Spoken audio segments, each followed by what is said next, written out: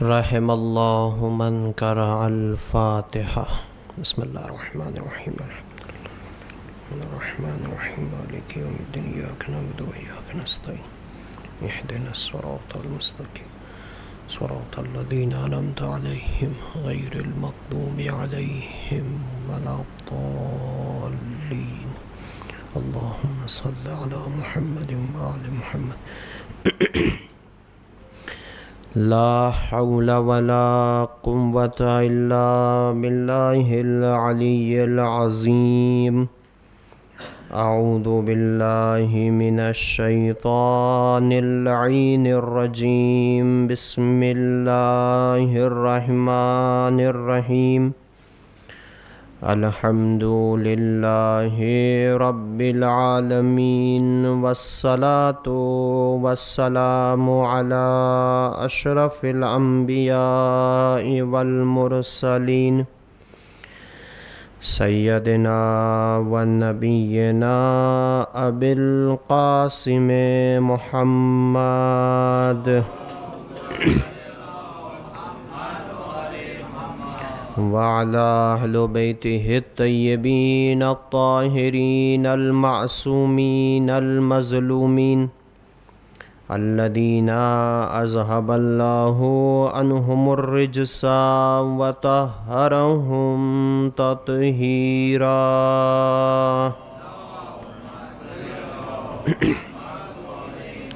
ولعنة الله على أعدائهم أجمعين۔ أما بعد فقد قال رسول الله صلى الله عليه وآله وسلم إن الحسين مصباح الهدى وسفينة النجاة۔ ایک صلوات پڑھے محمد اور آل۔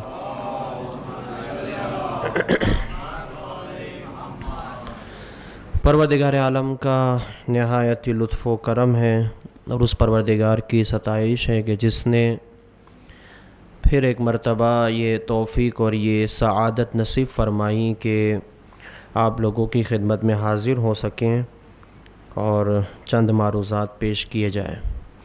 اس عشرِ مجالس کی آج 8ویں نشست ہے، اور اس 8ویں مجلس کے اندر حسب دستور جس طرح ہر روز ایک مقصد جو بیان کیا جا رہا ہے اس عزاداری کا، اس مجلس کا، کہ ہم کیوں اس مجلس کو برپا کریں، ہم کیوں عزاداری کے لیے اتنا وقت دیں، کیوں ہم اپنی اتنی انرجی کو خرچ کریں۔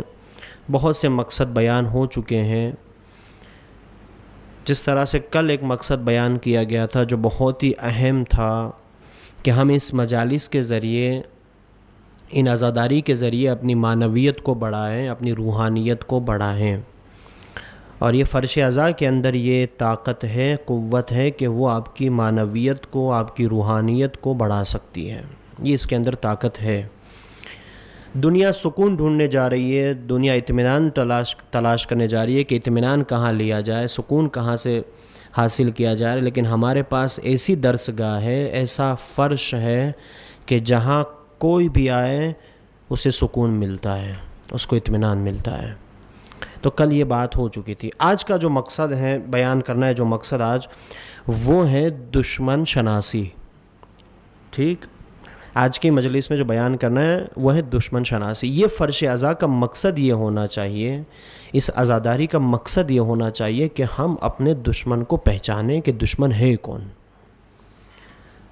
دشمن کا کوئی خاص حلیہ نہیں ہوتا کہ دشمن اس حلیے میں آئے۔ دیکھیں، دشمن کا ایک حربہ یہ ہوتا ہے کہ وہ جس چیز کو خراب کرنا ہے تو وہ اس حلیے کے اندر آ کر اس چیز کو خراب کرتا ہے۔ اگر نماز کو خراب کرنا ہے تو بے نمازی بن کے نہیں آئے گا، نمازی بن کے نماز کو خراب کرے گا۔ سمجھے آپ؟ اگر حج کو خراب کرنا ہے تو حاجی بن کر آئے گا اور حج کو خراب کرے گا، اور اسی طرح اگر عزاداری کو خراب کرنا ہے تو عزادار بن کے آئے گا اور عزاداری کو خراب کرے گا۔ سمجھے آپ؟ تو ہمیں پہچاننا ہے کہ ہمارا دشمن ہے کون، اس کی سازش کیا ہے۔ چونکہ یہ عزاداری ایک اتنی بڑی نہضت کا نام ہے، اتنی بڑی نعمت کا نام ہے کہ جس عزاداری کے ذریعے بڑی بڑی حکومتوں کو ہٹایا گیا، دشمنوں کو شکست دی گئی، طاغوت حکومتوں کو گرایا گیا، اسی عزاداری کے ذریعے دشمن نے یہ جان لیا کہ ان لوگوں کے پاس ایک ایسی نعمت ہے کہ جس نعمت کے ذریعے وہ بڑی بڑی طاقتوں سے لڑ سکتے ہیں۔ تو پھر کیا کیا جائے؟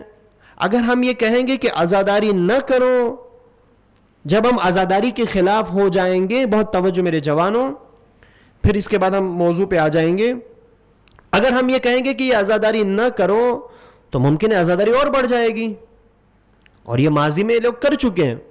کوشش کی کہ زیارت کو بند کیا جائے، پھر پابندی لگائی کہ اپنی قربانی دے کر زیارت پر جاؤ، تو کسی نے اپنے ہاتھ کی قربانی دی، کسی نے اپنے بدن کی قربانی، لیکن زیارت سے نہیں رکے۔ اگر مجلس بند کرانے کی کوشش کی تو ایک مجلس بند کرانے کی کوشش کی، 10 مجلس کا اور اضافہ ہو گیا۔ تو دشمن یہ جان چکا کہ ہم عزاداری کو تو بند نہیں کرا سکتے، پھر کیا کیا جائے؟ تو انہوں نے طے کیا کہ اب اس عزاداری کو ہی اتنا خراب کر دو کہ پھر اس عزاداری کا کوئی فائدہ نظر نہ آئے۔ نہ میں جملے کو اور تبدیل کرتا ہوں، اس عزاداری سے روح عزا کو نکال لو۔ جب روح عزا نکل جائے گی تو پھر یہ عزاداری ایک رسمن باقی رہ جائے گی، جس کا دشمن کو بھی کوئی نقصان نہیں ہوگا اور قوم کو کوئی فائدہ بھی نہیں ہوگا۔ لیکن نہیں، ہم جس عزاداری کے قائل ہیں، ہم جس عزاداری کرنا چاہتے وہ ایسی عزاداری ہو کہ جس میں روح زینبی پائی جائے، ایسی عزاداری ہو کہ جس میں روح سید سجاد پائی جائے، ایسی عزاداری جیسی عزاداری سید سجاد نے کی۔ آپ دیکھیے سید سجاد سلام اللہ علیہ کے لیے ملتا ہے کہ کربلا کے بعد آپ نے گریہ کیا، آپ روتے تھے، لیکن سید سجاد کا رونا بھی دشمن کو گوارا نہیں تھا۔ بھائی رو رہا ہے نا انسان، گریہ کر رہا ہے، لیکن نہیں، دشمن جانتا تھا کہ اس کے رونے میں بھی اتنا کمال اور قوت ہے کہ وہ طاغوت حکومت کو گرا سکتا ہے، دشمن کو شکست دے سکتا ہے۔ یعنی آپ تصور کریں کہ آنسوؤں میں بھی اتنی بڑی قوت خدا نے رکھی ہے۔ یہ جو ماتم کرتے ہیں، ہم سینے پہ ہاتھ مارتے ہیں، یہ ماتم اور سینے پہ ہاتھ مارنا اگر واقعا اس کی روح کے ساتھ ہو جو روح زینبی ہے تو یہ سینے پہ ہمارے ہاتھ پڑتا ہے لیکن دشمن کے سر پہ تماچا ہو جاتا ہے۔ امام خمینی یہی فرماتے ہیں۔ لیکن کب ہو؟ جب ہم روح عزا کو سمجھیں۔ آج دیکھیے، آج ہماری اس عزاداری میں بہت سی خرابیاں پیدا ہو چکی ہے، بہت سی مشکلات اس عزاداری کا حصہ بن چکی ہیں۔ یہ دشمن کا پروپیگنڈا ہے۔ یہ عزاداری کا مقصد یہ ہے کہ ہم اپنے دشمن کو سمجھیں۔ اور دشمن کیا چاہتا ہے؟ دشمن یہ چاہتا ہے کہ اس دیکھیں، عزاداری کا جو اصل سرپرست ہے وہ ہمارا اور آپ کا 12واں امام ہے جو پردے غیبت میں ہے، وہ اصل سرپرست ہے۔ ایک صلوات پڑھیں۔ اصل سرپرست وہ ہے، لیکن چونکہ وہ پردے غیبت میں ہے تو اس کی کچھ ذمہ داریاں ہمارے مراجع کرام آج انجام دے رہے ہیں، اور انہوں نے اس عزاداری کو بچائے رکھا ہے، یعنی ان کے ذریعے آج عزاداری محفوظ ہے۔ تو دشمن نے کیا چاہا؟ دشمن نے یہ چاہا کہ ہم عزاداری کو اگر خراب کرنا چاہتے ہیں تو پہلے ان لوگوں سے بدظن کرے، ان عزاداروں کو جو اس عزاداری کا تحفظ کر رہے ہیں۔ کیسے کیا جائے؟ کیا جائے کہ ان لوگوں کو بتا دو کہ یہ عزاداری کے دشمن ہیں، آغا سیستانی عزاداری کے دشمن ہے، آغا خامنہئی عزاداری کے دشمن ہے، فلاں عزاداری کا دشمن ہے۔ جب عزاداروں کو یہ لگ جائے گا کہ یہ عزاداری کے دشمن ہے تو پھر وہ اس کی بات کو نہیں سنیں گے، پھر ہم اپنے پلان میں کامیاب ہو جائیں گے۔ ورنہ یقین مانیے میرے عزیزوں، یقین مانیے کہ ان لوگوں نے عزاداری کے لیے اپنے بچوں کی قربانیاں دی ہیں، عزاداری کو بچانے کے لیے۔ ایک دو میں واقعات بیان کر کے جلدی سے اپنے موضوع پہ آ جاؤں کہ کس طرح سے عزاداری کا تحفظ کیا ہے ان شخصیتوں نے، کس طرح سے۔ امام خمینی رحمت اللہ علیہ کے فرزند کی شہادت ہوتے ہیں، مصطفیٰ خمینی۔ اس کے چند دنوں کے بعد وہ پہنچتے ہیں نجف میں۔ جب نجف میں پہنچتے ہیں تو جو نجف کے طلاب ہوتے ہیں اس زمانے کے، انہوں نے سوچا کہ بھئی امام خمینی آئے ہوئے نجف میں تو کیوں نہ ہم اس کو تعزیت دیں اس کے بیٹے کی، ابھی اس کے بیٹے کی شہادت ہوئی، اس کو بلاتے ہیں اور اس کو تعزیت دیتے ہیں. اور اس میں اسنا میں ایک ایران کا بہت مشہور نواں خان، کوئی نام میں ذہن سے جا رہا ہے، کربلائی اس کے پیچھے آتا ہے، اس کی قبر بھی ابھی وہی موجود ہے. تو کہا وہ بھی اتفاق سے نجف میں تھا، کہا ہم اس کو بھی دعوت دیتے ہیں، وہ آئے نواں خانی کرے، ہم لوگ سب جو ہے وہ مجلس کرتے ہیں اور امام خمینی کو بھی دعوت دیتے ہیں اور اس کو پرسا دیتے ہیں اس کے بیٹے کا. امام خمینی کو دعوت دیتے ہیں، امام خمینی آتے ہیں، بیٹھتے ہیں، طلاب بھی بیٹھے ہوئے. یہ واقعہ ان طلابوں نے بیان کیا جو اس مجلس میں تھے، یعنی کوئی جو ہے وہ نہیں ہے، اوتھینٹک ہے، جو اور اس کے شاگرد آج بھی قم میں موجود ہے جو اس واقعے کی تائید کرتے ہیں. تو وہ فرماتے تھے کہ وہ آئے، اب جو نواں خان تھا اس نے دیکھا کہ اتنی بڑی شخصیت یہاں بیٹھی ہوئی ہے، امام خمینی جیسی شخصیت، اور اس کے بیٹے کی شہادت ہو چکی ہے، تو کیوں نہ پہلے میں اس کے بیٹے کے کچھ فضائل پڑھوں، کچھ ایسی باتیں پڑھوں جس سے اس ایک باپ کا غم تھوڑا تازہ ہو جائے، تھوڑے وہ رو لے تاکہ اس کا غم ہلکا ہو جائے، دل ہلکا ہو جائے. ہوتا ہے نا ہمارے یہاں کہ بھائی رو لیں آپ تھوڑا سا تاکہ آپ کا غم ہلکا ہو جائے. تو جو بیٹھے ہوئے تھے شاگردان وہ نقل کرتے ہیں کہ اس نے شروع کیا مصطفیٰ خمینی کا ذکر کرنا کہ آپ کا فرزند یہ تھا، جوان تھا، عالم تھا، دین کا خدمت گزار تھا، فلاں تھا فلاں تھا. لیکن وہ شاگردان جو بیٹھے تھے، علماء بیٹھے تھے، طلاب بیٹھے تھے، وہ دیکھ رہے تھے کہ ہم نے دیکھا کہ امام خمینی کے جسم پر یا اس کے چہرے پہ ذرہ برابر بھی تبدیلی نہیں آئی. یعنی ایسے ہی بیٹھے جیسے بیٹھے، منہ ایسے اٹھا کے، ذرہ برابر بھی تبدیلی نہیں، نہ آنکھ میں آنسو، نہ غم کے آثار، کچھ بھی نہیں، ایسے بیٹھے ہیں سن رہے ہیں. وہ پڑھتے جا رہا ہے، پڑھتے سن. پھر وہ نوحہ خان جو کربلائی تھا اس نے کہا، پھر اس نے جو ہے وہ موڑ دیا ربط مصائب کہ کربلا میں بھی ایک حسین کا جوان تھا. طلاب کہتے ہیں کہ جیسے ہی شاگرد اس نوحہ خان نے کہا کہ کربلا میں بھی حسین کا ایک جوان تھا، طلاب کہتے ہیں کہ امام خمینی کا سر جھکا، ایک رومال آنکھوں پر آیا اور اس حد تک رو رہے تھے کہ ان کے شانے ہل رہے تھے، اس کے شانے ہل رہے تھے باقاعدہ. یہ وہ ہستیاں ہے کہ جو اپنے جوان پر نہیں روتے لیکن حسین کے جوان پہ گریا کرتے ہیں. کیسے عزاداری کے دشمن ہو سکتے ہیں یہ لوگ؟ کیسے عزاداری کے دشمن ہو سکتے ہیں؟ سید مقاومت سید حسن نصر اللہ جس کی شہادت ابھی ہوئی، اللہ اس کے درجات کو بلند کرے، بہت عظیم شخصیت، عظیم ذات، نہیں سوچ سکتے کہ اس صدی کی کتنی بڑی شخصیت تھی، لیکن وہ زندہ ہے، ہمارے درمیان زندہ ہے. جب کوئی ایسی زندگی گزار کے جاتا ہے تو بظاہر تو اس کا جسم خاک کے تلے چلا جاتا ہے، لیکن اس کی فکر، اس کی آئیڈیالوجی اور اس کی روح میں وہ پورے سماج میں زندہ رہتا ہے، کبھی مرتا نہیں ہے وہ ذات. اس کے بیٹے کی شہادت ہوئی، جوان بیٹے کی شہادت ہوئی. کیا ہونا چاہیے ہمارے یہاں بھی؟ خدا نہ خواستہ، خدا نہ کرے کہ کسی باپ کے جوان بیٹے کی فوت ہو جائے، طبیعی فوت بھی اگر ہو جائے نا کسی باپ کے جوان بیٹے کی، تو اس باپ کی جو حالت ہوتی ہے نا وہ بتا نہیں سکتے ہم. لیکن یہ ویڈیو ابھی یہاں پر بھی موجود ہے، یوٹیوب میں بھی آپ اٹھا کے دیکھیے. بیٹے کا جنازہ جا رہا ہے، سید مقاومت پورے اپنے لباس کے ساتھ، ابا، قبا، امامہ اور بہترین لباس کے ساتھ، جیسے کچھ ہوا ہی نہیں ہے، جا رہے جنازے کے ساتھ، بہترین لباس کے ساتھ، کچھ فرق ہی نہیں ہے. کیوں نہیں ہے؟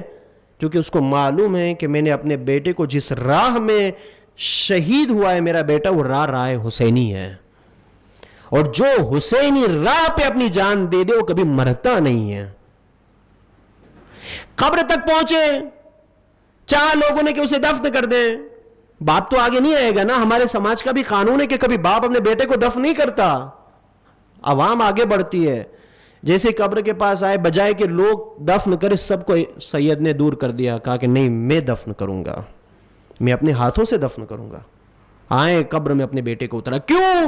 تاکہ دشمن اس ذات کو کمزور نہ سمجھے، کمزور نہ سمجھے اس ذات کو، کیونکہ ہم نے تو حسین کی راہ پہ اپنے جوانوں کو. شیخ ابراہیم زقزاقی، نائجیریا کی بہترین شخصیت، ایسی عظیم ذات کہ جس نے کتنے لوگوں کو شیعہ کر دیا، لاکھوں لوگوں کو شیعہ کیا. کس بیس پر شیعہ کیا؟ اسی عزاداری کے بیس پر، اسی مجلس حسین کے بیس پر. اور اس کی ہی مجلس میں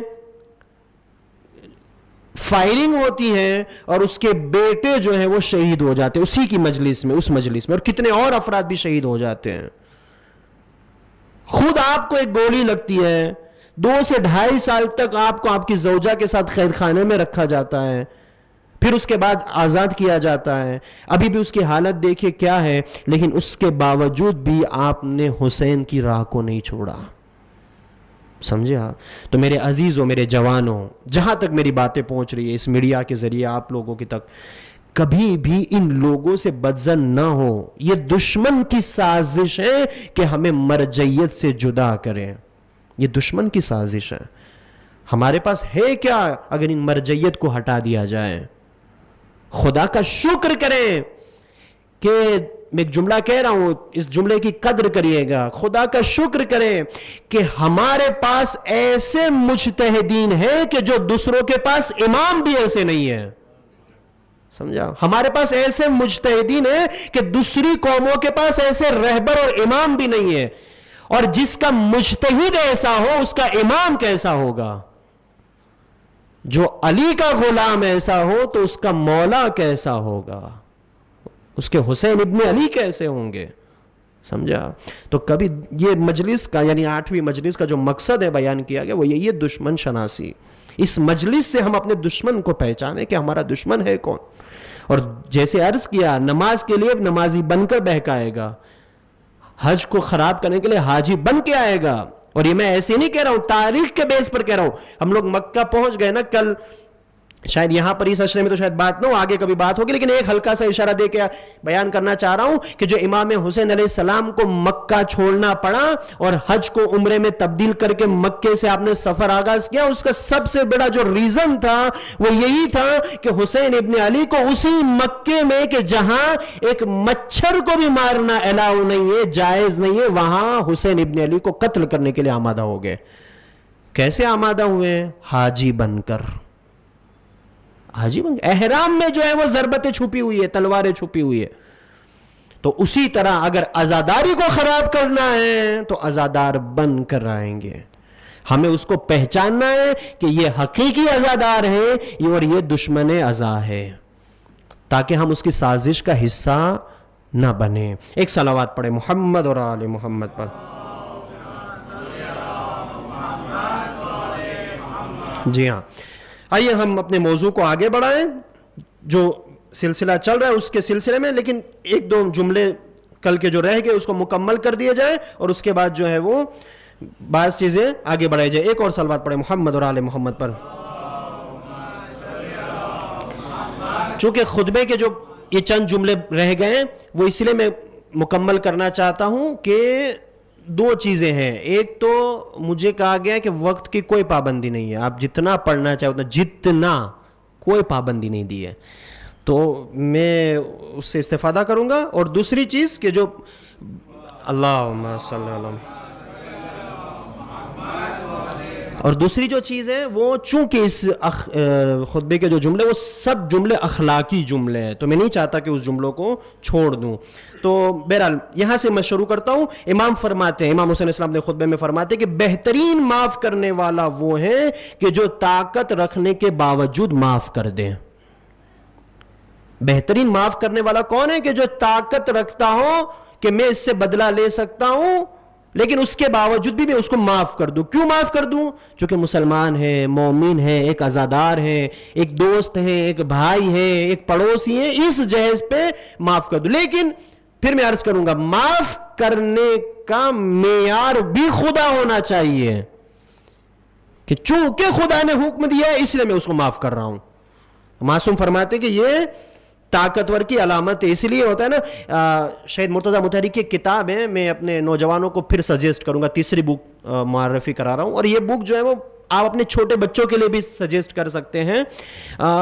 ہمارے بچے قصہ اور کہانی بہت پسند کرتے ہیں, سٹوریز پسند کرتے ہیں, تو بجائے کہ وہ سٹوریز بتائی جائے جس کی کوئی حقیقت نہیں ہوتی, بہتر ہے کہ وہ سٹوریز بتائی جائے جو ہمارے اہل بیت سے ہمیں ملتی ہے, سیرت اہل بیت سے ملتی ہے. تو شہید مرتضیٰ مطہری نے بہت ایک اچھا کام کیا ہے, وہ بھی بہت انٹرسٹنگ ہے. آپ نے کتاب لکھی ہے سچی کہانیاں, اس کا اردو ٹرانسلیشن ہوا ہے سچی کہانیاں, فارسی سے ہوا ہے. تو وہ جو سچی کہانی 2 جلدوں میں, 2 والیوم میں ہے, تقریباً اگر میں سمجھتا ہوں 50 سے 60 سٹوریز شہید مرتضیٰ مطہری نے جمع کی. آپ تصور کر سکتے ہیں, میں نے پچھلے سال جو ہے وہ اپنے استاد سے یہ سوال کیا تھا, میں نے کہا کہ آغا یہ کیا بات ہے کہ اتنی بڑی شخصیت, اتنی بڑی شخصیت کی جس کی کتابیں آج مجتہدین کو پڑھائی جاتی ہے، شہید مطہری کی کتابیں مجتہدین کو پڑھائی جاتی ہے آج حوزے میں، اتنی بڑی شخصیت سٹوری لکھ رہا ہے، یہ کوئی بات سمجھ میں نہیں آنے کی ہے کہ ایک مرتضیٰ مطہری جیسی ذات جو وہ سٹوری لکھ رہا ہے، تو کہا کہ نہیں تم اس کا مقدمہ پڑھو. شہید مطہری نے اس مقدمے میں لکھا ہے کہ یہ بہت ہی اہم کام تھا جو میں نے لیا. اور پھر کیا کہتے ہیں اسی مقدمے میں شہید مطہری کہ اگر کچھ اور ذمہ داریاں نہ ہوتی میرے پر تو میں اس کام کو اور آگے بڑھاتا، یعنی 2 جلدوں پہ روک دیا، میں اور آگے بڑھاتا اور کتابیں لکھتا اسی بیس پر، اس داستانوں پہ جو شہید مطہری نے جمع کی. تو میں کوشش ریکمینڈ کروں گا اپنے بچوں کو گھروں پہ اس کتاب کا ٹرانسلیٹر اگر اردو میں نہیں پڑھ پا رہے تو اس کا ٹرانسلیٹ کروائیے، پیسہ خرچ کیجیے اس پر، بہترین بک بنوائیے اور پھر اپنے بچوں کو دیجیے تاکہ وہ سٹوریز کو پڑھیں. اپنے مدرسوں میں اس کتاب کو جو ہے وہ لائیں، اپنے جو ہے گھروں میں عادت ڈالیں تاکہ وہ اس پڑھیں. تو اس کتاب میں سچی کہانیوں میں یہ جو ہے وہ شہید مطہری اس کتاب سٹوری لکھتے ہیں کہ ایک دفعہ جو ہے وہ مقابلہ چل رہا تھا طاقتوروں کا کہ سب سے بڑا طاقتور کون ہے. امام حسین یہاں کیا فرماتے ہیں کہ سب سے بڑا طاقتور وہ ہے کہ جو بدلہ لینے کی طاقت رکھتے ہوئے معاف کر دے، یہ سب سے بڑا طاقتور ہے. تو کہتے ہیں کہ پیغمبر کے زمانے میں ایک بار مقابلہ چلا تھا کہ سب سے بڑا طاقتور کون ہے، اتنا وزن اٹھا لے وہ طاقتور، اتنا وزن اٹھا لے وہ طاقتور. پیغمبر آ گئے کہ یا رسول اللہ آپ فیصلہ کیجئے کہ سب سے بڑا طاقتور کون ہے. تو پیغمبر نے کہا کہ نہ یہ وزن اٹھانے والا طاقتور ہے نہ یہ وزن اٹھانے والا طاقتور ہے. پھر کہا پیغمبر نے پوچھا گیا پیغمبر پھر طاقتور کون ہے؟ کہا جس کو اتنا غصہ آئے کہ وہ اپنا غصہ ظاہر کر سکتا ہے، اتنا غصہ آئے کہ ظاہر کا یعنی قدرت رکھتا ہے کہ وہ اپنے غصے کا فائدہ لے، اس وقت اپنے غصے کو پی جائے، وہ سب سے بڑا طاقتور ہے. جب اپنے غصے کو پی جائے اللہ کے خاطر، ہو سکتا ہے کہ وہ 50 گرام بھی نہ اٹھانے کی طاقت رکھتا ہو لیکن اللہ کے نزدیک سب سے بڑا طاقتور وہ ہے. امام حسین علیہ السلام اس خطبے میں کیا ارشاد فرماتے ہیں؟ امام فرماتے ہیں کہ سب سے بہترین طاقتور وہ ہیں کہ جو معاف کر دیں. پھر امام فرماتے دوسرا جملہ اس اخلاقی بیس پر کہ صلہ رحمی تب ہوتی ہے جب دوسروں کی طرف سے قطع رحمی ہو. عام طور سے ہم سب سے دوستی ملانا ہوتا ہے لیکن سامنے سے جب رشتے ٹوٹ جائیں، رشتے قطع ہو جائیں اور اس وقت انسان اپنے حسن اخلاق کے ذریعے اس سے رشتہ جوڑے، امام فرماتے کہ یہ حقیقی صلہ رحمی ہے. خوب. پھر اس کے بعد امام علیہ السلام مثال دیتے ہیں پھل کی کہ پھلدار درخت تبھی تو پھلدار کہلاتا ہے کہ جب اس کی جڑیں زمین میں ڈٹ جائے. دیکھ رہے تب جا کے امام علیہ السلام نے یہ مثال دی ہے. خیر میں رکتا نہیں ہوں. پھر امام علیہ السلام آگے ارشاد فرماتے ہیں کہ جو بھی اپنے مومن بھائی کے لیے نیکی میں جلدی کرے وہ قیامت میں اس کو ضرور دیکھے گا. جو اس دنیا میں اپنے مومن بھائی کے لیے نیکی میں جلدی کرے پروردگار قیامت میں اس کا صلہ دے گا. اگر کوئی اپنے بھائی کے لیے توفیق الہی کے تحت تعاون کرے وہ دنیا میں ہی اس کا صلہ دیکھے گا. اگر کوئی دنیا میں کسی مومن بھائی کے لیے، لیکن دیکھیں یہاں پر بھی امام حسین علیہ السلام نے توحید کا پیغام دیا ہے کہ توفیق الہی خدا کی توفیق کے ساتھ اللہ کے خاطر اللہ کے لیے اگر کسی کے ساتھ تعاون کرے تو جو ہے وہ اللہ اس کو اسی دنیا میں صلہ دے گا، اس کا اجر دے گا. لیکن دیکھیے بعض اوقات ہم تعاون کو صرف جو ہے وہ کیا سمجھتے ہیں، مال سے مدد کر دینا، پیسوں سے مدد کر دینا. صرف یہی نہیں ہے تعاون. قرآن کیا فرماتا ہے؟ قرآن فرماتا ہے یہی تعاون ہے نا. قرآن فرماتا ہے کہ کسی کو نیکی کی دعوت دینا، جو بھٹک گیا ہے گمراہ ہو چکا ہے اس کو نیک کی راہ پہ لے آنا، سیدھے راستے پہ لے آنا، یہ بھی اس کی مدد ہے. ایک میرا دوست ہے نماز نہیں پڑھتا، مجھے معلوم ہے نماز نہیں پڑھتا لیکن مجھے یہ بھی معلوم ہے کہ میرا چونکہ خاص دوست ہے، میری بات کو سنتا ہے، میری بات کو مانتا ہے، اگر میں اسے دعوت دوں گا نماز کے لیے تو وہ آئے گا اور میں اس کو نماز کے لیے لے آیا. معصوم فرماتے یہ بھی ایک تعاون ہے، یہ بھی ایک تعاون ہے. قرآن کہتا ہے کہ یہ بھی ایک تعاون ہے. تو ہم ایک اس وادی سے نکلیں، صرف پیسوں والی وادی سے، اور ان بخش میں بھی جائیں کہ یہ بھی ایک نیکی ہے کہ دوسروں کو اللہ سے قریب کرنا. جی ایک صلوات پڑھیں محمد اور آل محمد کو.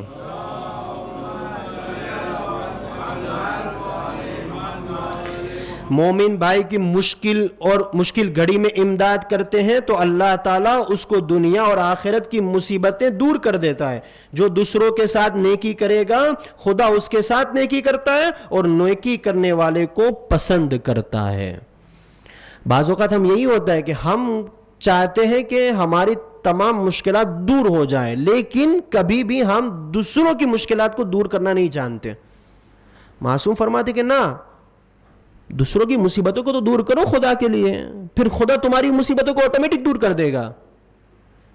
خدا تمہارے پرابلمز کو ایسے ہی سولو کر دے گا. تم دوسروں کے پرابلمز تو سولو کرو، تم تو دوسروں کی مشکلات کو حل کرو. میں نے عرض کیا تھا اس عشرے کے مجلسوں میں آغا فاضل الانکرانی کا واقعہ، کہ آغا فاضل یہی کہتے ہیں کہ واجبات کے بعد جو سب سے اہم کام ہے تمام مستحبات کو چھوڑتے، تمام مستحبات کو چھوڑتے، وہ یہ ہے کہ انسان دوسروں کی مشکلوں کو حل کرے.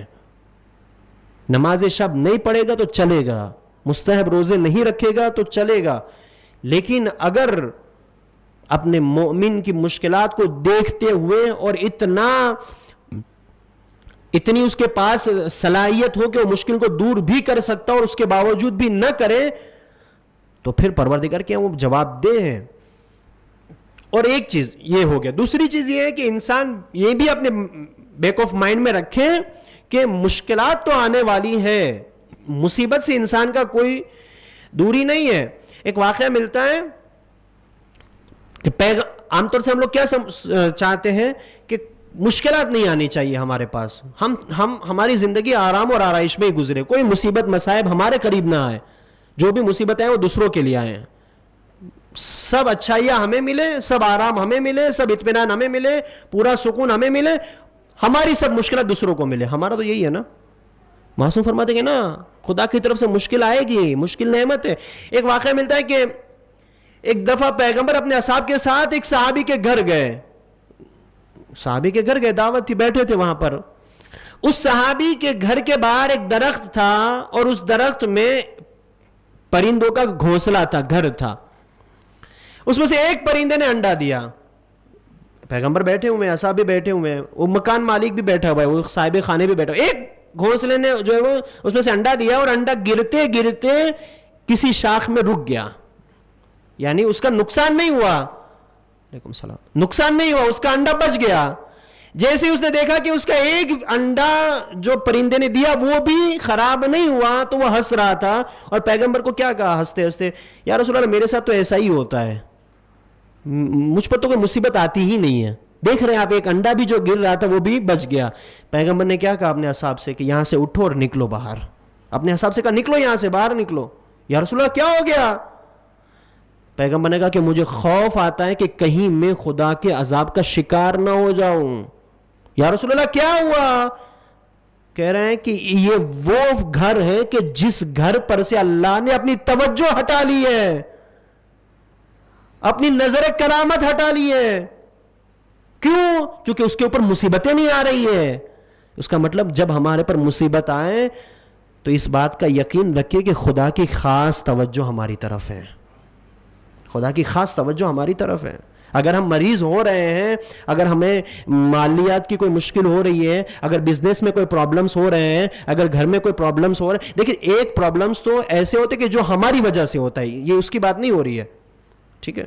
کچھ پرابلمز تو خود ہماری طرف سے ہی ہوتے ہیں. ڈاکٹر صاحب بیٹھے ہوئے ہیں، ابھی بتائیں گے، وہ تائید کریں گے کہ کچھ ایسا کھا لیں گے تو بیمار ہوں گے، تو اب اس بیماری کو نعمت نہیں سمجھیں گے ہم کہ یہ خدا کی خاص توجہ ہے کہ ہم بیمار ہو گئے. نہ، وہ تم نے کھایا ایسا ہے، صحیح ہے نا، تم نے کھایا ہی ایسا ہے. لیکن ایک طبیعی ہوتا ہے کہ انسان پوری احتیاط کر رہا ہو، بہترین طریقے سے زندگی بسر کر رہا ہو، ٹائم ٹیبل کے وائز اپنی زندگی بسر کر رہا ہو، کھانا پینا رہنا اٹھنا سونا ورزش کثرت سب کچھ کر رہا ہو، اس کے باوجود بھی وہ بیمار ہو گیا. تو یہ اللہ کی طرف سے ایک توجہ ہے تمہارے لیے. ایک صلوات پڑھے محمد اور عالم بھائی جا سے، سمجھے آپ؟ تو یہ اللہ کی طرف سے ایک تمہارے لیے پر لطف ہے کہ اللہ نے تمہیں تنہا نہیں چھوڑا، اللہ نے تمہیں تنہا نہیں چھوڑا، اللہ کا ایک خاص کرم ہے تم پر. تو مصیبتوں کو ہم اللہ کی طرف سے نعمت سمجھے، لیکن جب دوسروں کی مصیبت کو دیکھیں اور ہم اس کی مصیبت کو حل کرنے کی صلاحیت رکھتے ہوں تو پھر اس کی مصیبت کو حل کرنے کی کوشش کریں. اللہ ہماری اس دنیا میں بھی مشکلات کو حل کر دے گا اور آخرت کی مشکلات کو بھی حل کر دے گا. ایک صلوات پڑھیں محمد وآل محمد میں.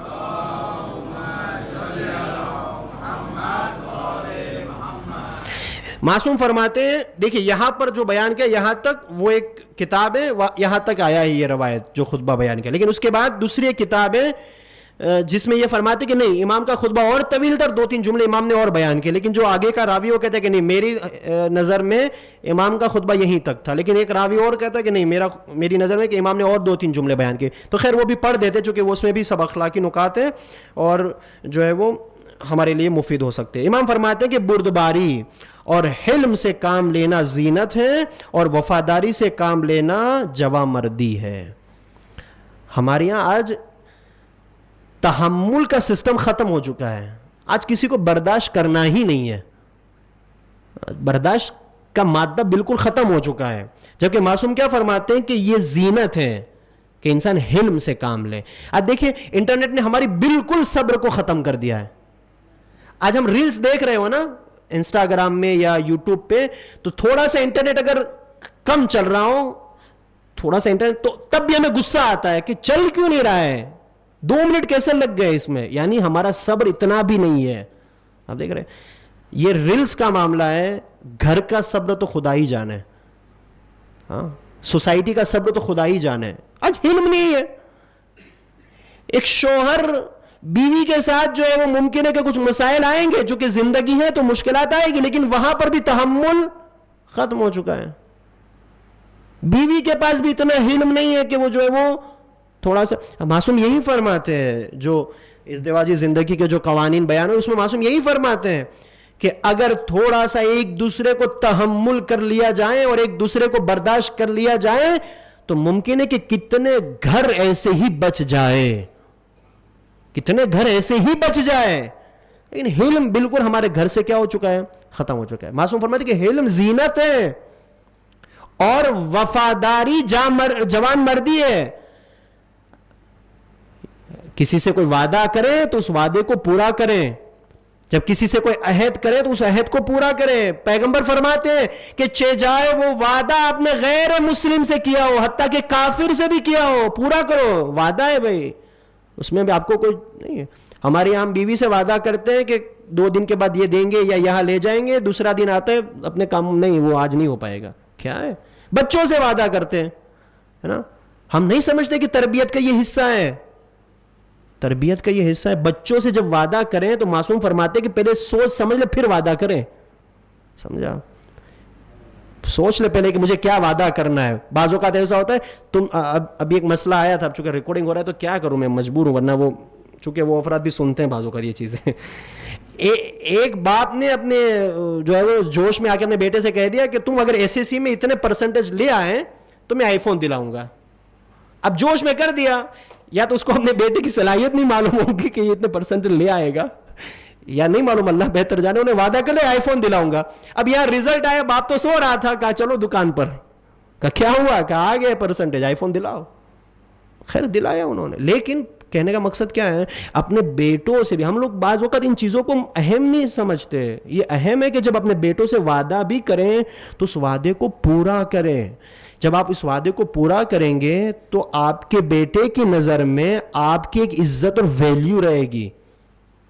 سمجھے آپ، جب وعدہ پورا نہیں کریں گے، وعدہ خلافی کریں گے تو بیٹے کی نظر میں پھر آپ جو ہے وہ کیا کہیں گے، یہ تو بس کہتے، اس کے کوئی خاص نہیں ہے، ویلیو نہیں ہے، عزت نہیں ہے.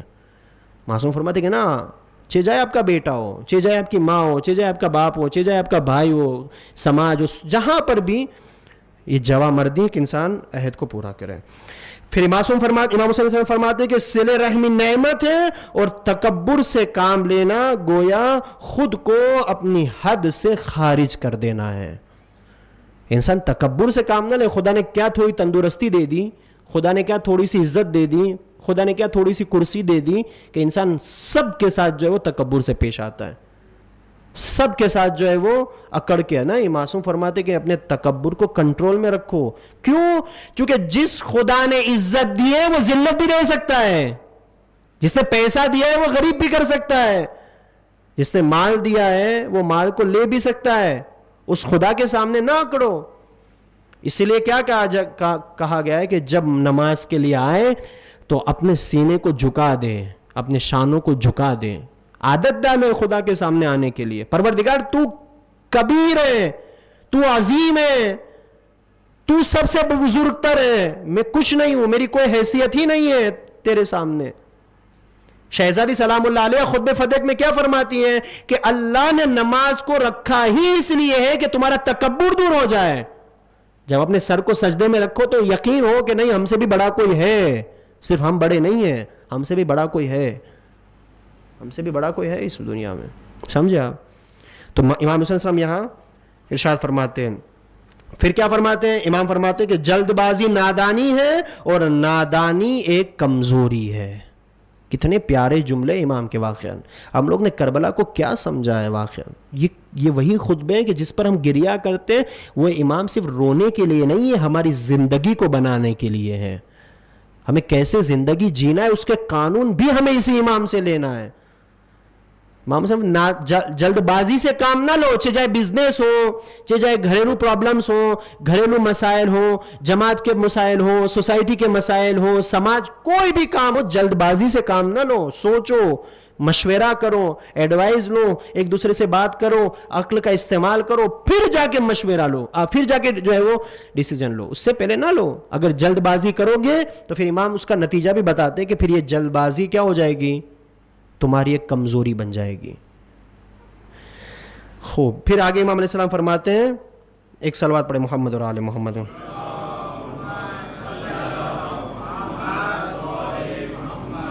امام علیہ السلام بس آخری جملہ اور خطبہ تمام ہو رہا ہے. امام فرماتے ہیں کہ فاسق اور فاجر کی محفل سے دور رہو، چونکہ یہ شک کے باعث ہوتا ہے. معلوم ہے کہ مثلا ایک کوئی سماج میں فاسق اور فاجر ہے اور وہ جو ہے وہ علل اعلان ہے، سب اسے جانتے ہیں. ٹھیک ہے، تم فاسق فاجر نہیں ہو، تم جو ہے وہ خراب نہیں ہو، لیکن پھر بھی اس کے نزدیک نہ جاؤ، چونکہ جب تم اس سے نزدیک جاؤ گے تو تمہارا بھی شمار اسی کے ساتھ ہوگا.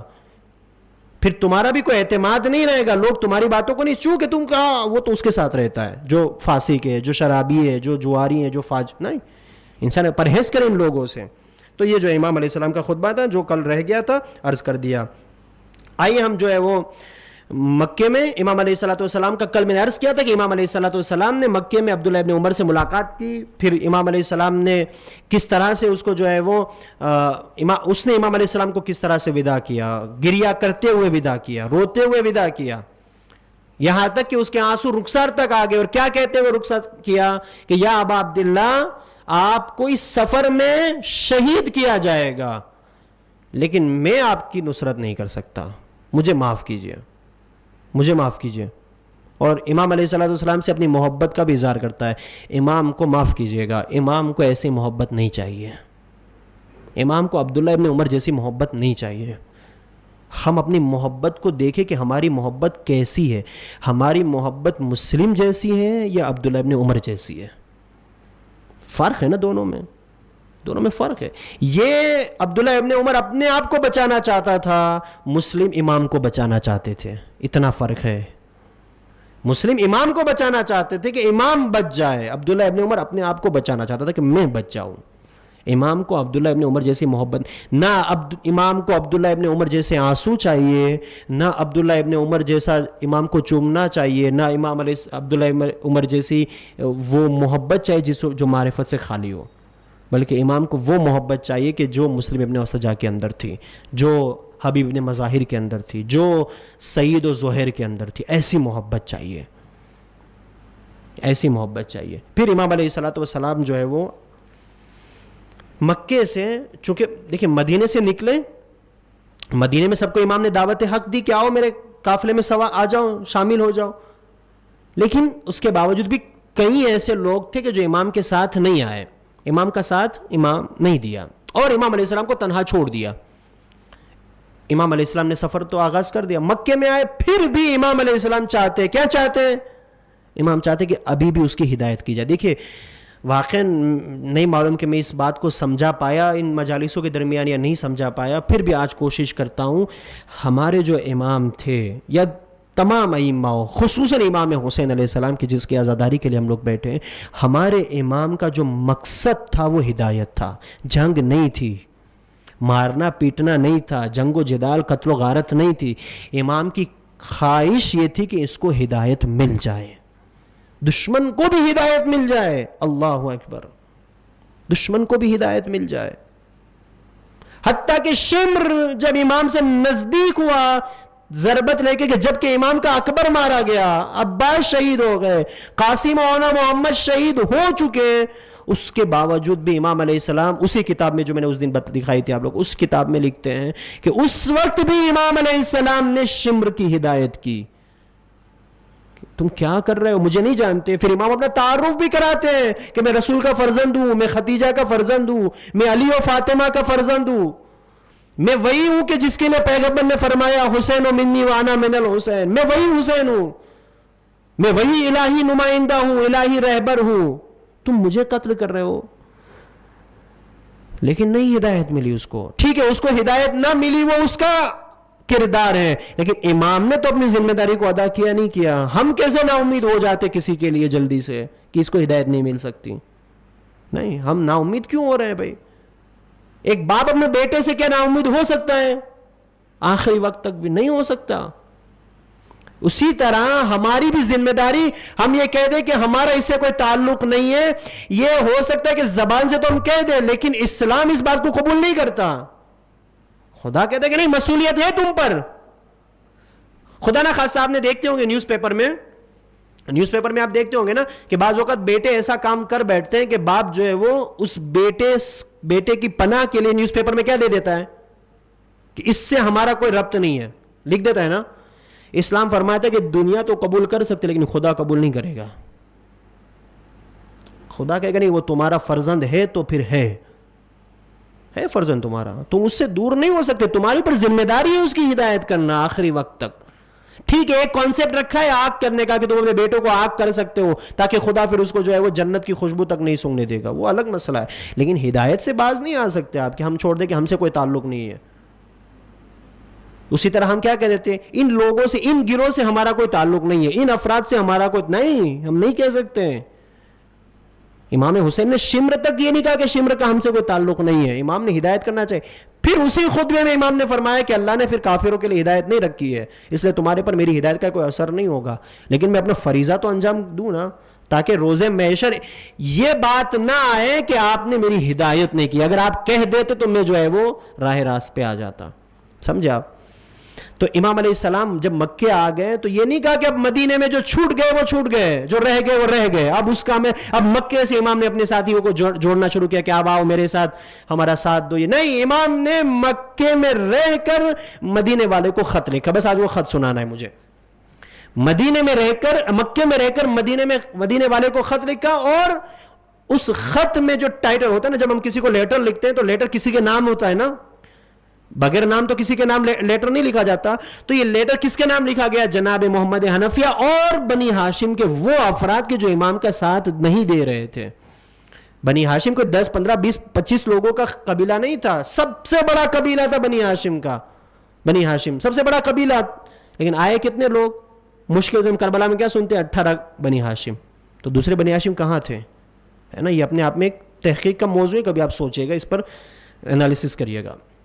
تو امام علیہ السلام مکے سے خط لکھتے ہیں، کس کے نام؟ جناب محمد حنفیہ اور بنی ہاشم کے افراد کے نام. ایک دوسری چیز کتنا عجیب ہے کہ امام صرف ایک لائن کا خط لکھتے ہیں، ایک لائن کا خط ہے بس، نہ 2 لائن، نہ 10 لائن، نہ 1 صفحہ 2 صفحہ، پھر صرف ایک لائن کا خط. ایک لائن میں امام اپنا پورا پیغام دے دیتے ہیں اور اپنے اس قیام میں جوڑنے کے لیے دعوت دے دیتے ہیں. امام علیہ السلام کیا فرماتے ہیں؟ خط لکھتے بسم اللہ الرحمن الرحیم من الحسین ابن علی الی محمد ابن علی ومن قبلہ من بنی ہاشم. امام کہتے ہیں کہ اللہ کے نام سے شروع کرتا ہوں اور یہ میرا خط حسین ابن علی کی طرف سے الی محمد ابن علی، محمد حنفیہ کے نام، اور بنی ہاشم کے افراد کے نام. کیا ہے خط کا آغاز ہو رہا ہے، اما بعد فَإِنَّا مَنْ لَحِقَ بِاسْتَشْهَدَ وَمَنْ تَخَلَّفَ لَمْ يُدْرِكَ الْفَتْحَ وَالسَّلَامِ. خط تمام. امام نے بس ایک لائن لکھی اس خط میں، اے بنی ہاشم کے لوگوں، اے مدینے والوں، جو میرے اس قیام میں، جو میرے اس سفر میں میرا ساتھ دے گا وہ شہید ہو جائے گا، اس کی شہادت کنفرم ہے. جو میرا ساتھ دے گا وہ اللہ کی راہ میں شہید ہوگا، لیکن جو میرے اس قافلے سے نہیں جڑے گا، جو میرے اس قیام میں میرا ساتھ نہیں دے گا، وہ کبھی بھی کامیاب نہیں ہو سکتا، کبھی بھی کامیاب نہیں ہو سکتا۔ والسلام، تمام خط۔ سب سے بڑا پیغام ہے 1400 سال کے بعد ہمارے لیے، اگر ہم چاہتے ہیں کہ کامیاب ہو جائے اس دنیا کے اندر، آخرت میں کامیابی چاہتے ہیں، تو واحد راستہ ہے مع الحسین، حسین ابن علی کے ساتھ۔ جہاں آپ نے امام حسین کا ساتھ چھوڑا، کامیابی نہیں ہے وہاں پر۔ وہ لوگ کیا سوچ رہے تھے کہ ہم مدینے میں رہ گئے، ہماری جان بچ گئی، ہم کامیاب ہو گئے، زہیر نے امام کا ساتھ دیا، وہ شہید ہو گئے، وہ ناکام ہو گئے۔ نہ، اصل میں زہیر کامیاب ہوئے، جو مدینے میں رہ گئے تھے وہ ناکام ہو گئے، وہ ناکام ہو گئے، اسے کوئی کامیابی نہیں ملی، کوئی فتح نہیں ملی۔ ایک امام معصوم کہہ رہا ہے کہ کامیابی صرف ہمارے ساتھ ہے، نجات صرف ہمارے ساتھ۔ اس عشرے کا موضوع بھی یہی ہے، امام حسین چراغ ہدایت ہے، نجات کی کشتی ہے۔ اگر واقعاً چاہتے ہیں کہ ہمیں نجات ملے، امام کے ساتھ ہو جائے۔ میں نے کل عرض کیا تھا یہاں جب بیٹھے تھے ہم لوگ تب، کہ یہ خود اپنے آپ میں ایک موضوع ہے، مع الحسین، امام کے ساتھ۔ کس نے امام کا ساتھ دیا، کیوں دیا، نتیجہ کیا ہوا؟ کس نے امام کا ساتھ نہیں دیا، کیوں نہیں دیا، کس نے نہیں دیا؟ یہ واضح تو ہو کہ امام کا ساتھ کیوں نہیں دیا۔ ہو سکتا ہے وہ بڑی بڑی شخصیتیں ہو اپنے آپ میں بڑی بڑی شخصیتیں، امام کا ساتھ کیوں نہیں دیا؟ بھائی سوال ہے نا اپنے آپ میں، امام کا ساتھ کیوں نہیں دیا؟ ہے اپنے آپ میں بڑی بڑی شخصیتیں، ہو سکتا ہے کہ اسلام کا بڑا چہرہ ہو اپنے جان پر، امام کا ساتھ تو نہیں دیا نا، اس وقت نہیں دیا۔ اور اسی کے مقابل میں ایک جون ہے، حبشی غلام ہے، رنگ سیاہ ہے، بدن سے بدبو آ رہی ہے، کوئی ویلیو نہیں ہے، کوئی مقام نہیں ہے، چونکہ امام کا ساتھ دیا تو علیہ السلام ہو گیا، امام کے ساتھ دیا علیہ السلام ہو گیا، ایک مقام مل گیا اس کو، جون کو امام کی ہمراہی مل گئی۔ اس لیے یہ بہت بڑا درس ہے میرے عزیزوں، یہ بہت بڑی عبرت ہے میرے عزیزوں، کہ اگر آج ہم اس امام کا انتظار کر رہے ہیں کہ جو پردے غیبت میں ہے، جس کا ہم ہر روز اس کی محبت کا دم بھرتے ہیں، ہر مجلس کے بعد، ہر نماز کے بعد جو دعا کرتے ہیں کہ اے مولا ہم چاہتے ہیں وجعلنا من اعوانہ وانصارہ وشیعتی، کہ ہم آپ کے ناصر بنے، آپ کے انصار بنے، آپ کے شیعہ بنے، تو صرف زبان سے نہیں چلے گا کہ ہم تو اتنی بڑی مجلس کرواتے تھے، ہم تو اتنی بڑی مجلس پڑھتے تھے، ہم تو اتنا بڑا نوحہ پڑھتے تھے، ہم تو اتنا جو کھانا کھلاتے تھے، ہم تو یہ کرتے تھے، ہم وہ۔ آپ ہو سکتے اتنے بڑے، آپ نے امام کا ساتھ دینے کے لیے تیار ہیں یا نہیں ہے؟ جس وقت امام کا ظہور ہوگا، اگر آپ نے امام کا ساتھ دیا، کامیاب ہو گئے، کامیاب ہو گئے، آپ کو فتح مل گئی۔ لیکن اگر امام کا ساتھ نہیں دیا، اور چاہے کتنے بڑے بڑے کام کیے ہو، اس خط سے ہم جو درس لے سکتے وہ یہ ہے کہ آپ کو کامیابی نہیں مل سکتی، آپ کو فتح نہیں مل سکتی۔ پھر کیسے ہم یہ ایزیوم کر لیں کہ ہم امام کا ساتھ دے سکتے ہیں؟ اولاً کہ ہمیں معلوم نہیں کہ امام کا ظہور کب ہوگا۔ العلم عند اللہ، یہ علم صرف اللہ کے پاس ہے۔ ہو سکتا ہے کل روز جمعہ ہے، شب جمعہ ہے، اس مجلس میں دعا کرتے کہ پروردگار کل ہی امام کو اذن ظہور دے دے اور امام کا ظہور ہو جائے کل۔ میں اپنے آپ سے سوال کروں کہ کیا میں امام کے ساتھ دینے کے لیے آمادہ ہوں یا نہیں ہوں؟ کیا میں مع الحسین بن سکتا ہوں یا نہیں بن سکتا ہوں؟ کل امام کا ظہور ہو گیا، امام نے کہا کہ آؤ میرا ساتھ دو، امام خط لکھیں گے، کیا میں اس خط پہ لبیک کہہ سکتا ہوں یا نہیں کہہ سکتا ہوں؟ سوال ہے اپنے آپ میں۔ اگر لبیک کہہ سکتا ہوں تو سمجھے کہ میں جتنے بھی کام کر رہا ہوں، چھوٹے بڑے دین کے کام، سوسائٹی کے کام، سب میں کامیاب ہوں، سب کاموں میں کامیاب ہوں۔ لیکن اگر امام کا ساتھ نہیں دے سکتا تو معاف کیجئے گا، یہ کام آپ کو کوئی فائدہ نہیں پہنچائیں گے، کیونکہ امام کہہ رہے کہ وہ سب ناکامی ہے۔ تو یہ مجلس کا مقصد کیا ہونا چاہیے؟ اس عزاداری کا مقصد کیا ہونا چاہیے؟ اس عزاداری کا مقصد یہ ہونا چاہیے کہ ہمیں مع الحسین کی طرف رغبت دلائے، ہمیں حسین کے لشکر کی طرف نزدیک کرے۔ اب وہ مجلس کیسی مجلس ہے کہ جو امام کے لشکر کے نزدیک کے بجائے لوگوں کو امام سے دور کرے؟ کیسی مجلس ہے یہ کیسی مجلس ہے کہ غیر کے جس کا عقیدہ ابھی بہتر نہیں ہے، عقیدہ صحیح نہیں ہے، ٹھیک ہے وہ امیر المومنین کو پہلا خلیفہ نہیں مانتے، اس کی جہالت کے طور پر، بے خبری کے طور پر، لیکن جب تک اس مجلس میں نہیں آئیں گے کیسے وہ علی کو سمجھیں گے کہ علی کون ہے؟ کیسے سمجھیں گے؟ بتائیے مجھے آپ۔ کیا ہم جائیں گے اس کے گھر پہ علی سمجھانے کے لیے؟ وہ اسی فرش ازہر کو تو علی سمجھیں گے نا، لیکن ہم نے دروازے ہی بند کر دیے. ہم نے دروازے بند کر دیے. ہم چاہتے ہی نہیں کہ کوئی حور بنے. ہم چاہتے ہی نہیں ہیں. نہ کچھ ذاکرین چاہتے کہ کوئی حور بنے, نہ کچھ آرگنائزر چاہتے کہ کوئی حور بنے.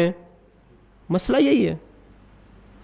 بزرگان سے پوچھے جو 50 سال 55 سال والے یہاں بیٹھے, کہ ایک زمانہ تھا کہ جس میں کتنے لوگ آتے تھے مجلسوں میں, کتنے لوگ شیعہ ہوتے تھے مجلسوں میں. اور یہ ہماری نہ پڑھنے والے کی کوئی تاثیر ہے اس میں, نہ پڑھانے والے کی اس کلام میں ہی اللہ نے ایسی تاثیر رکھی ہے کہ وہ دل پہ جا کے لگتی ہے یا نہیں ہے. لیکن کب؟ کہ جب ہم اس سے اپنے آپ کو نزدیک کریں. لیکن مسئلہ کیا ہے؟ ہم نے یہ کام کر دیا. نہ ہم سنتوں کا خیال کر رہے ہیں کہ کتنی رسول کی سنتیں پامال ہو رہی ہے. کل انشاءاللہ, چونکہ ہاں وقت ہو رہا ہے تمام, ٹھیک ہے, آپ لوگوں نے کہہ دیا جتنا وقت لینا چاہے, لیکن ایک عقل کا بھی تو تقاضا ہوتا ہے, کچھ وقتوں میں سمیٹنا پڑتا ہے. بہرحال کل ایک خط پڑھوں گا میں. یہاں پر امام حسین کا خط ہے, کل مکے سے. ایک خط امام نے مدینے والوں کو لکھا بنی ہاشم کے نام پر, ایک خط امام نے بصرہ والوں کے لیے لکھا. مدینے والوں کو جس طرح سے دعوت دی امام نے, اس طرح اہل بصرہ کو بھی دعوت دی کہ آؤ میرا ساتھ دو. وہ خط تقریباً 5 سے 6 خط کا ہے, 5 سے 6 لائن کا ہے. تو اس میں امام علیہ السلام نے جو باتیں بیان کی وہ بھی باتیں واقعاً ہمارے لیے عبرت ہے. کل عرض کریں گے ہم انشاءاللہ کہ کیا کیا امام نے اس چیزوں میں لکھا ہے. اس میں جو ایک چیز لکھی ہے شاید کل پھر ذہن سے نکل جائے, اس لیے میں چاہتا ہوں کہ ابھی عرض کر دوں. امام فرماتے ہیں کہ تم لوگ نہیں دیکھ رہے ہیں کہ اللہ کی اور اللہ کے رسول کی جو سنتیں ہیں وہ پامال ہو رہی ہے. دور ایسا آ گیا ہے کہ سنتیں پامال ہو رہی ہے. اور پھر کتنا عجیب جملہ امام یا تو اس خط میں یا دوسرے خط میں لکھتے ہیں کہ اگر تمہاری, یہ میری بات نہیں ہے, کوئی یہ نہ کہے کہ میں اپنی طرف سے کر رہا ہوں, کتاب سے کر رہا ہوں, اس میں عربی ترجمہ دونوں محفوظ ہے. امام فرماتے ہیں کہ جب تمہارے باپ اور دادا کی کوئی ایک رسم کو اگر کچل دیا جائے تو تم تلواریں نکال لیتے ہو, اور اللہ کی پوری سنت, رسول کی پوری سنت پامال ہو رہی ہو, تم ایک لفظ کہنے کے لیے تیار نہیں ہو. اللہ اکبر, یہ کیا دور آ گیا. قرآن پامال ہو رہا ہے, رسول اللہ کی سیرت پامال ہو رہی ہے, خدا کا دین پامال ہو رہا ہے, شریعت پامال ہو رہی ہے. تمہارے اندر اتنی جرت بھی نہیں ہے کہ تم یہ کہہ سکو کہ یہ کیا کر رہے ہو, کیا کر رہے ہو. ابن زیاد آتا ہے پوری رات شراب کی حالت میں ہوتا ہے, نماز فجر با جماعت پڑھاتا ہے. اور یہ کیسے مسلمان تھے جو اس کے پیچھے نماز پڑھ رہے تھے. اور پھر کیا ہوتا ہے, 2 کی بجائے 4 رکعت پڑھا دیتا ہے نا. 2 رکعت جب 4 رکعت پڑھا دیتا ہے تو پیچھے سے اتنی بھی تو ہمت تو نہیں ہے کہ کہا جائے کہ بھئی یہ کیا کر رہے ہو. لیکن پھر بھی باتیں شروع ہو گئی کہ آج تو 4 رکعت پڑھی ہم نے فجر کی, تو پیچھے مڑ کے بجائے یہ کہ یہ کہیں کہ یہ غلطی ہو گئی, کیا کہتے کہ اور پڑھاؤں. دیکھ رہے ہیں کس طرح سنت پامال ہو رہی ہے, کس طرح شریعت پامال ہو. لیکن ذرہ برابر بھی مسلمانوں کے اندر یہ ہمت نہیں ہے کہ اس سنت کے بارے میں, اس شریعت کے بارے میں آواز اٹھائی جائے. کیوں مسئلہ کیا تھا؟ چونکہ جو مسئلہ آج ہمارے درمیان بھی ہے معذرت کے ساتھ, چونکہ انہوں نے دین کو ایکسیپٹ نہیں کیا, اپنے آپ کو دین میں سیٹ نہیں کیا, دین کو اپنے حساب سے سیٹ کر دیا. سمجھا؟ دین کو اپنے آپ سے سیٹ کر دیا کہ مجھے کیا سہولت ہے اس حساب سے دین کو لے لیا. اپنے آپ کو دین کے حوالے نہیں کیا, اپنے آپ کو دین کے حوالے سلنڈر نہیں کیا. میرا وقت ابھی یہ ہے تو میں اس وقت نماز پڑھوں گا, ابھی اس وقت مجلس چونکہ میرے لیے سوٹیبل ہے تو اس لیے رکھیں گے, یہ کام ابھی اس لیے. عید کی نماز کا وقت کیا رکھا جائے تو کہ سب لوگ کب فری ہیں, ہمارے بڑے بڑے لوگ کب فری ہیں, کب بڑے بڑے لوگ اس ٹائم فری ہیں, کب پھر عید کا نماز اس وقت رکھا جائے. کیوں بھائی؟ دین کیا کہتا ہے, کس وقت نماز پڑھنا بہتر ہے عید کی, کا اس وقت, کا اس وقت ہم فری نہیں ہے نا. دین فری ہو سکتا ہے, اسلام فری, ہم فری نہیں ہیں. یعنی ہم نے کبھی اپنے آپ کو اسلام کے اوپر سیٹ کیا ہی نہیں. آزاداری میں بھی یہی ہے. آزاداری میں کہ مجھے کیا پسند ہے, مجھے کیا اچھا لگتا ہے, جو چیز مجھے اچھی لگتی ہے وہ آزاداری. یہ کیا ہو گیا, کیسے ہو سکتا ہے یہ؟ اگر آزاداری ایک عبادت ہے, نماز ایک عبادت ہے یا نہیں ہے؟ نماز ایک عبادت ہے, اللہ کی بندگی ہے یا نہیں ہے؟ تو کیا مجھے حق ہے کہ میں نماز ظہر جو ہے وہ رات کو پڑھ لوں, یا رات کو سوتے وقت میں فجر کی 2 رکعت پڑھ لوں؟ میں رات کو صبح کو نہیں اٹھ پاؤں گا, رات کو 1 بج گئے, اب میں کیسے صبح کو اٹھوں گا, نیند زبردست ہے, اے سی چل رہی ہے بہترین, میں کہاں گا 2 رکعت پڑھ کے, 2 ہی تو رکعت ہے نا, میں 2 رکعت پڑھ لوں گا وہی خلوص کے ساتھ, وہی وضو کے ساتھ, وہی مصلی پر, وہی سجدگاہ کے اوپر سب کچھ وہی کروں گا، لیکن رات میں پڑھ لوں، صبح میں نہیں پڑھ سکتا بھائی. اسلام قبول کرے گا؟ اسلام کہے گا نہیں، وہی 2 رکعت پڑھنا ہے لیکن اس وقت. تو جب نماز کے لیے نہیں چلتا تو عزاداری میں کیسے چلنے لگا؟ یہ اس کا مطلب کہ ہم نے عزاداری کو عبادت نہیں سمجھا. ہم نے عبادت نہیں سمجھا عزاداری. جب عزاداری عبادت ہے تو پھر اس کے بھی کچھ قوانین ہیں، جیسے نماز کے قوانین ہیں. لیکن عجیب بات، چونکہ ممبروں سے ایسی باتیں کی جاتی ہے. اب کیا سناؤں میں آپ کو، ابھی سناؤں گا تو پھر کلپیں بن جائے گی. ایک صاحب آ کے ممبر سے کہہ رہے ہیں کہ نماز کی تو قضا ہو سکتی ہے. لوگوں کو کیسے کہہ رہے ہیں کہ دیکھیں اگر آپ لوگوں کی نمازیں چھوٹ جائیں تو ٹینشن نہ لیجئے، آپ کے بعد آپ کے جو فیملی ہوں گے وہ قضا پڑھوا لیں گے آپ کی، لیکن اگر آپ روئیں گے نہیں تو آپ کا آنسو قضا نہیں ہوگا، آپ کے آنسو کی ادائیگی نہیں ہوگی. دیکھ رہے ہیں، آپ کی عزاداری کی قضا نہیں ہوگی نا. نہیں عزیزان، خوب عزاداری، جہاں عزاداری محبت کا تقاضا ہے وہیں نماز مقصد کا تقاضا ہے. سمجھا؟ عزاداری مقصد کا تقاضا ہے. نہ ہم محبت سے دور ہو سکتے ہیں نہ مقصد سے دور ہو سکتے ہیں. نہ حسین کو وہ عزاداری چاہیے جو نماز کے بغیر ہو، اور نہ وہ نماز چاہیے جو عزاداری کے بغیر ہو. سمجھا؟ اسی لیے ہمارے علماء یہی تاکید کرتے ہیں کہ جب بھی عاشورہ کے جلوس میں جاؤ تو وضو کر کے جاؤ جلوس میں، کہ اس جلوس میں جب وضو کر کے تمہارا ہاتھ سینے پر پڑے گا تو یہ ماتم جب اذان کا وقت ہوگا تو تمہیں نماز کی رغبت دلائے گا. جاؤ وضو کر کے جاؤ، ماتم کرو، عزاداری کرو، لیکن جب بھی مؤذن کہے اللہ اکبر تو وہی عزادار مصلی پر بھی نظر آنا چاہیے نظر. تو نہ کسی کا کسی چیز سے کمپیریزن ہو کہ عزاداری افضل یا یہ ہے ہی نہیں، کمپیریزن ہی نہیں ہے عزاداری افضل یا نماز افضل. دونوں افضل ہیں، دونوں کی ضرورت ہے، دونوں اہم ہیں اپنے آپ میں. دونوں کے تقاضے جدا جدا ہیں، دونوں کے تقاضے الگ الگ ہیں. لیکن بعض ہماری طرف سے خطائیں ہو رہی ہیں، اسے ایکسیپٹ کرنا پڑے گا، ہمیں قبول کرنا پڑے گا کہ بعض چیزیں ہماری طرف سے خطائیں ہو رہی ہے کہ جو لوگوں کو ان دین سے، ان شریعت سے جدا کر رہے ہیں، دور کر رہے ہیں. نہ کریں ایسے کام، نہ کریں ایسی چیزیں. دونوں چیز اپنے آپ میں ضروری ہے. امام حسین علیہ السلام کا، چونکہ جناب ابوالفضل العباس کے بارے میں ہم جو سنتے، جناب ابوالفضل العباس ٹھیک ہے معصوم نہیں ہے، امام نہیں ہے، 14 معصوم میں جناب عباس کا شمار نہیں ہے، لیکن اتنی بڑی شخصیت ہے، اتنی بڑی ذات ہے جناب ابوالفضل العباس کہ جس کو معصوم نے متی کہہ کر سلام کیا ہے. اللہ اکبر. کب پہنچے جناب عباس اس لیول پر؟ جب آپ نے بے عین ہی اطاعت کی ایسی. سمجھا؟ میں جناب عباس کی آج ایک فضیلت پڑھنا چاہتا ہوں، میرے جوان سنے جناب عباس کی ایک فضیلت. اور اتفاقاً دیکھیں میں خواب وغیرہ نہیں پڑھتا ہوں ممبروں سے، چونکہ خواب میں مسئلے ہوتے ہیں بہت، کس نے دیکھا، دیکھنے والا معتبر ہے نہیں ہے، کیا آیا خواب میں، یہ یعنی خواب سے میں بہت پرہیز کرتا ہوں.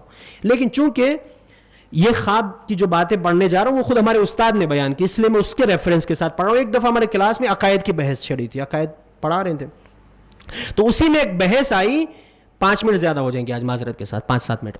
ایک بحث آئی کہ جناب عباس افضل کہ جناب سلمان افضل. جناب سلمان خود دیکھیے، کمپیریزن میں نے عرض کیا تھا کچھ دنوں میں کہ کمپیریزن نہ کریں ہم، خصوصاً ایسی کمپیریزن جس کا کوئی تک نہ ہو. لیکن یہاں پر چونکہ جناب سلمان کی فضیلت اس لیے زیادہ ہے کہ اس کی کمپیریزن جناب عباس سے کی جا رہی ہے. سمجھا؟ اور جناب سلمان اپنے آپ میں ایک بہت بڑی شخصیت ہے، ایمان کے 10ویں درجے پر فائز ہے جناب سلمان. جناب سلمان کو سلمان و منا اہل البیت کا لقب حاصل ہے. ہاں، جنگ خندق میں یہی تو ہوا تھا. جنگ خندق کا مشورہ کس نے دیا؟ جناب سلمان نے دیا. سب لوگ سے مشورہ لے رہے تھے پیغمبر، تو جناب سلمان کا ٹرن آیا تو جناب سلمان نے کیا کہا؟ یا رسول اللہ، ہمارے فارس میں، ایران میں جب ایسی کوئی دشمن حملہ کرنے والا ہوتا تو ہم خندقیں کھود دیتے تھے، بڑے بڑے گڈھے کھود کے اس میں آگ ڈال دیتے تھے، اور تاکہ دشمن اس طرف حملہ نہ کر سکے اور پیچھے بھی، تاکہ پیچھے سے دشمن حملہ نہ کر سکے، اور بیچ میں محفوظ رہتے تھے. تو پیغمبر کو یہ مشورہ پسند آیا، سب کو بانٹ دیا کہ آپ یہ علاقہ کھودیے، آپ یہ علاقہ، آپ یہ علاقہ، آپ پیچھے گئے. جب کھودتے گئے ایک حد تک تمام ہو چکا تو معلوم کیا کہ کس نے سب سے زیادہ کھودا؟ تو کہا جناب سلمان نے سب سے زیادہ کھودا. تو اب باری ہو گئی کہ سلمان تو ہم میں سے ہیں، کسی نے کہا نہیں سلمان ہم میں سے ہیں، کسی نے کہا تو پیغمبر تک یہ بات آئی تو پیغمبر نے کیا کہا؟ نہ سلمان تم میں سے ہے، نہ سلمان تم میں سے، سلمان و منا اہل البیت، سلمان تو ہم اہل بیت میں سے ہیں. سمجھا؟ یہ مقام ہے جناب سلمان کا. کوئی عام شخصیت نہیں ہے جناب سلمان. تو ایک شخص کا واقعہ ملتا ہے کہ ایک شخص نے ایسی ذہن پہ سوچا کہ سلمان، دیکھیں جناب عباس کی فضیلت کیا ہے، فضیلت کو سنیے، آپ خوش بھی ہوں گے انشاءاللہ سن کر، لیکن پھر ایک نتیجہ نکالنا ہے مجھے اس فضیلت سے، اس لیے میں عرض کر رہا ہوں. ایسے میں خیال کر رہا تھا کہ سلمان افضل کہ جناب عباس افضل. رات کو سویا، خواب میں امیر المومنین آئے، امیر المومنین کی زیارت ہوئی، خواب میں آئے اور پوچھا کہ کیا سوال ہے تمہارا، کیا سوچ رہے تم پورے دن؟ کہا مولا کچھ نہیں، کوئی خاص چیز نہیں ہے، بس ایسی ذہن میں آیا کہ جناب سلمان افضل یا جناب عباس افضل، جناب سلمان کی زیادہ فضیلت ہے یا جناب عباس کی فضیلت زیادہ ہے؟ تو جناب امیر المومنین نے بس ایک جملہ کہا کہ کیا تم یہ سوچ رہے ہو کہ سلمان افضل یا میرا عباس افضل؟ تو سنو، میرا عباس جس پر نگاہ کر دے وہ سلمان ہو جائے، میرا عباس جس پر نگاہ کر دے وہ سلمان ہو جائے. یعنی عباس کی نگاہ کا نتیجے کا نام سلمان ہے. تو کیسے عباس عباس بنے، یہ اب سوال ہے. فضیلت تو سن لی، عباس عباس بنے کیسے؟ اپنے وقت کی امام کی اطاعت کے ساتھ. سمجھا؟ اپنے وقت کے امام کی اطاعت کے ساتھ. کیسی اطاعت؟ مجلس کے آغاز میں نے کیا جملہ کہا تھا؟ جو طاقتور ہوتے ہوئے اپنی طاقت پہ کنٹرول رکھے. عباس کی جنگ صفین میں سب لوگ دیکھ چکے تھے، ایسے لڑتے تھے جیسے علی لڑتے تھے، ایسے تلواریں چلتی تھی جیسے علی چلاتے تھے. دشمن پہچان نہیں سکتا تھے کہ یہ علی ہے کہ عباس. لیکن اسی عباس سے کہا گیا کہ عباس تلوار پہ ہاتھ نہیں جانا چاہیے. پھر عباس کچھ بھی کر سکتا ہے لیکن وہ ہاتھ تلوار پہ نہیں جا سکتا. یہ ہے اطاعت. ہو سکتا ہے کہ ہمارے ذاکرین کچھ باتیں پڑھیں اپنے آپ سے، وہ الگ بحث ہے، لیکن عباس کی اطاعت کربلا میں معراج پر تھی. اور نہ کہ صرف معراج پر تھی بلکہ اپنے لشکر کا جس کو علمدار بنایا ہو اس ذات کا نام عباس ہے. علمدار کا ایک اچھا خاصا رول ہوتا ہے دشمن کے اوپر. جتنی بھی جنگیں ہارے ہیں یا جیتے ہیں، دار و مدار علمدار ہوتا ہے. اگر علمدار بھاگ گیا تو جنگیں ہار جاتے تھے، اگر علمدار استقامت کے ساتھ ٹکا رہا تو جنگیں جیت جاتے تھے. عباس کو علمداری دی، عباس کے ہاتھ میں پرچم دیا، اے عباس تمہیں کربلا فتح کرنا ہے. اس ذات کو عباس کہتے ہیں، اطاعت کے ساتھ. اور جناب عباس نے ایک بہت بڑی شجاعت کی ڈیفینیشن دی ہے. عزیزو یہ عبرتیں ہیں. ہمارا وقت کا امام آنے والا ہے، آمادہ ہو جائیے، شب جمعہ ہے آج، اپنے آپ کو آمادہ کریں. جناب عباس نے کربلا کے اندر سب سے بڑی شجاعت کی ڈیفینیشن دی. شجاعت یہ نہیں ہے کہ تلوار چلائیں اور لوگوں کو ماریں اور قتل کریں اور یہ کریں وہ کریں. شجاعت یہ نہیں ہے. شجاعت اور بہادری اس میں ہے کہ میرے امام کی خواہش کیا ہے. اگر میرا امام چاہتا ہے کہ تلوار میان میں رہے تو پھر میان میں رہے. یہی شجاعت ہے، یہی بہادری ہے نا. یہاں زیارت لگی ہوئی ہے، آپ جب کبھی پڑھیں تو اس زیارت کے جملوں پہ غور کریں کہ جناب عباس کو ایک معصوم کیا کہہ کر پکارتے ہیں.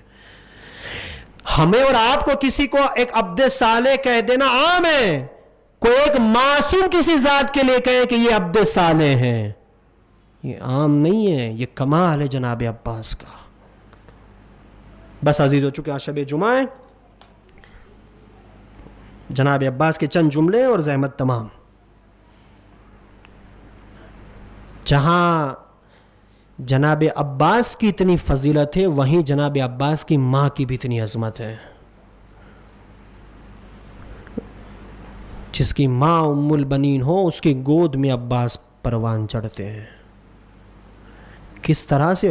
اور ام البنین کی قربانی ہم نہیں پڑھتے ممبروں سے. ام البنین وہ ماں ہے جس نے اپنے 4 بچوں کو حسین کی راہ میں قربان کر دیے. عام چیز نہیں ہے میرے عزیزوں. ٹھیک ہے ہم جناب عباس کی ہی مصیبتیں سنتے ہیں، لیکن اس ماں کے 4 فرزند تھے کربلا میں. ایک کا نام عبداللہ، ایک جعفر، ایک عثمان اور ایک جناب عباس. جس ماں نے اپنی پوری کمائی کربلا میں خرچ کر دی اس ماں کو ام البنین کہتے ہیں.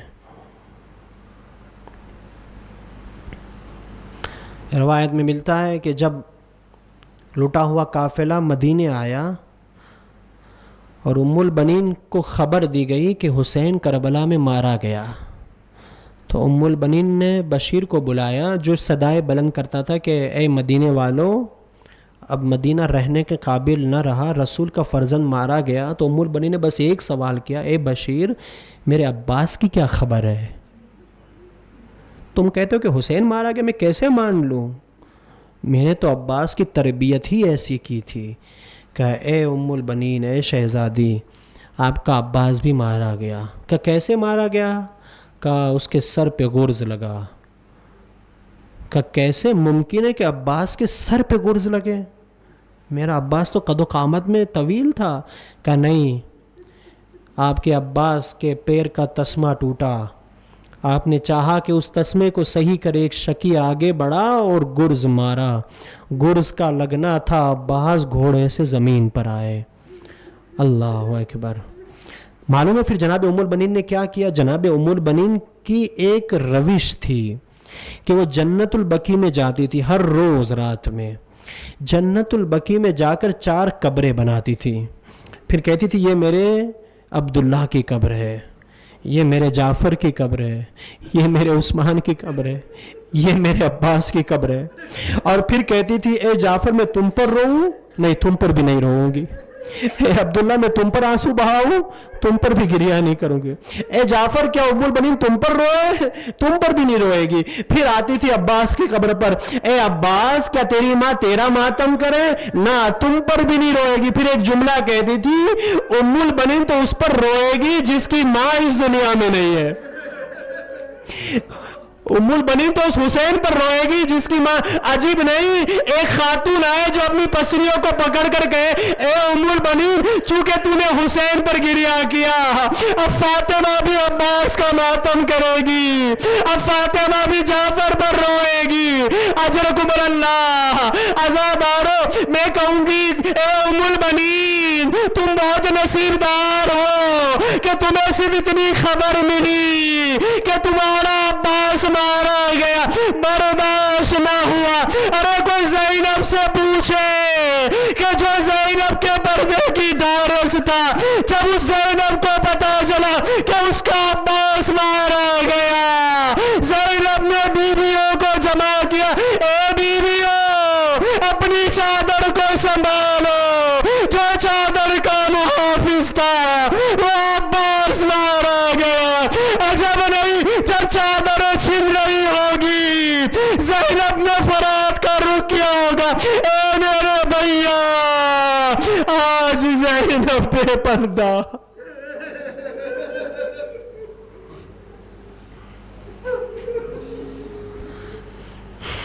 الا لعنت اللہ علی القوم الظالمین. سیعلم الذین ظلموا ای منقلب ینقلبون. انا للہ و انا الیہ راجعون. رضا بقضائہ و تسلیما لامرہ. الہی بحق زہرا و ابیہا و بعلہا و بنیہا. پروردگار ہماری اس مختصر سے عبادت کو تیری بارگاہ میں قبول فرما. پروردگار ہمارے جوانوں کے شعور کو بلند فرما. جناب ابوالفضل العباس جیسی اطاعت کرنے کی توفیق عنایت فرما. پروردگار جنت البقیع کے تعمیر کے اسباب فراہم فرما. بار الہ ہمیں اپنے امام کی اطاعت کے لیے ابھی اس وقت کام کرنے کی توفیق عنایت فرما. بار الہ تیری آخری حجت چونکہ شب جمعہ ہے، کل روز جمعہ ہے، امام زمانہ سے منسوب ہے. بار الہ خصوصی دعائیں اس فرش اعزاز سے، خصوصی دعائیں اس آنسوؤں کے صدقے میں اپنی آخری حجت امام کو اذن ظہور عطا فرما. ہم کو ان کے سچے ناصرین اور غلاموں میں شمار فرما. ربنا تقبل منا انک انت السمیع العلیم. ماتم حسین.